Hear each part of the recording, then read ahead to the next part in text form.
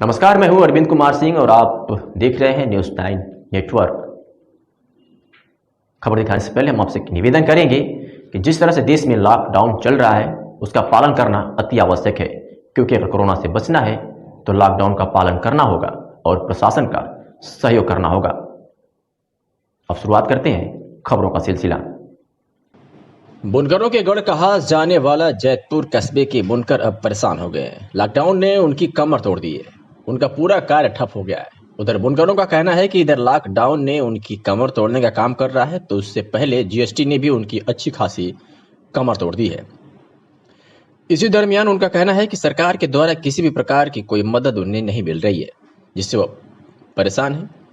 आपको बता दें कि बुनकरों के लिए अगले महीने से एक बुरी खबर आने वाली है। मिली जानकारी कहती है कि अभी तक बुनकरों को 150 से 200 बिजली का बिल देना होता था, लेकिन अगले माह से उनका मीटर लग जाएगा, जिससे बुनकरों को करीब 500 से 6000 महीना बिल देना होगा। तो वही इस संबंध में कई बुनकरों ने कहा कि अगर 500 से 6000 महीना बिजली का बिल आने लगेगा तो बुनकारी की कला को छोड़ना पड़ेगा और बहुत से घर भूखे रहने पर मजबूर हो जाएंगे। इसलिए सरकार को इन बुनकरों के प्रति गंभीरता दिखाना चाहिए। तो पहले खड्डी लगाए थे, हैंडलूम जिसको बोलते हैं, उससे हमने कुछ कर करके जो है तो मेहनत करके अब लाए हैं ये पावर लूम की समस्या ये हो गई है कि जब से लॉकडाउन शुरू हुआ है 1 हफ्ता केवल काम करने को मिला था, जो भीम हमारी बनी हुई थी। उसके बाद कोई धागा नया नहीं मिल रहा है। आगे लॉकडाउन की वजह से आगे जो व्यापारी हैं वो ना ही तो धागा दे पा रहे हैं, ना ही तो पैसा दे पा रहे हैं। उसकी वजह ये है कि आगे ना ही तो उनका माल जा रहा है, ना पिछला पेमेंट आ रहा है, उसका वो जो है वो कर रहे हैं। दूसरी बात ये है कि हमारे बच्चे जो हैं तो सरकार गल्ला दे रही, बेशक दे रही है, 2 बार दिया है गल्ला अब तक, लेकिन अब मेन चीज ये है कि हमारे पास जब पैसा नहीं है तो हम उस गल्ले जो चावल और गेहूं मिल रहा है, क्या उसमें हम नमक खाली डालें? क्यों सबसे सस्ता नमक ही पड़ रहा है। तो नमक अगर हम डाल के खाएंगे तो कई दिन खा लेंगे बच्चे हमारे, या हम, या कोई भी, या हमारे माँ या बाप, कई दिन जिंदगी गुजर जाएगी।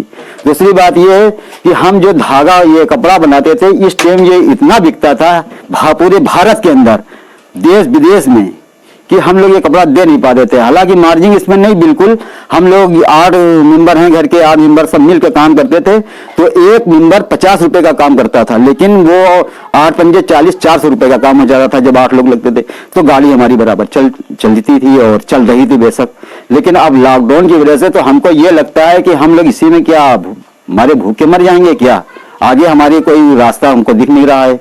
दूसरी बात ये है कि ना ही तो हमको कहीं मार्केट में, जैसे हम इसको अभी सोचे कि 2 4 10 पीस बेच के अपने बच्चों का पेट पाल लें, तो खाली दुकानें नहीं खुलती हैं, आगे कोई पुलिस वाला जाने नहीं देता है, डंडे चलते हैं। तो इसलिए हमको तो हमारा दिमाग, हमारे घर वालों का दिमाग एकदम फेल है, हमारे मोहल्ले वालों का फेल है कि आगे होगा क्या, इसका कोई जवाब नहीं दे रहा है। हम लोग बहुत परेशान हैं, इतना परेशान हैं जी। अच्छा, दूसरी बात ये, अगर हम चाहे कहीं कि इसको छोड़ के चलिए हमारा काम बंद है, तो मान लो हम मजदूरी कर लें, 100 200 250 जो भी मिलता है उससे अपने बच्चों का, कहीं कारोबार नहीं, कहीं मकान नहीं बन रहा, कहीं कोई काम नहीं हो रहा है कि वहां जाके मजदूरी कर लें। इसलिए कि ये सब शासन बंद किए हुए हैं।